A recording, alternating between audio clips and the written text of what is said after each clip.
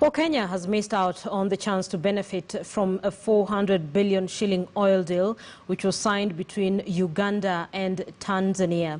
This was during Tanzania's President Samia Suluhu Hassan's maiden tour to Uganda on Sunday, where she held bilateral talks with counterpart Yoweri Museveni. The bilateral talks culminated into the signing of the crude oil export pipeline deal, which now paves the way for the construction of the 1,440-kilometer export pipeline from western Uganda to the Tanzanian Indian Ocean port of Tanga. George Maringa reports. On her maiden out-of-country tour as Tanzania's President, Samia Suluhu Hassan landed at the Entebbe International Airport Sunday morning.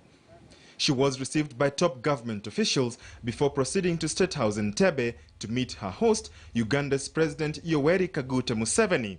In what was seen as a rare scene, Tanzania's delegation wore masks during the trip.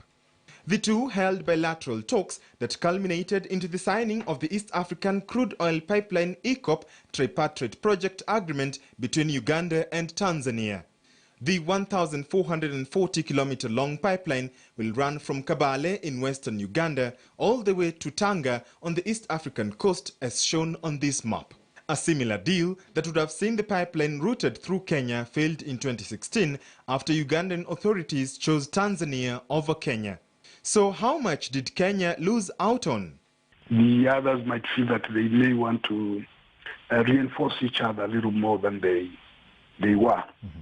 And what you have in this particular instance is an attempt to create alternatives, not to replace Kenya. It is going to be very difficult for Uganda to cut off Kenya as the route to the sea or to and from the sea. It's very difficult for them. But there is no harm at all for them to look for various ways of increasing their export channels, which is what it is.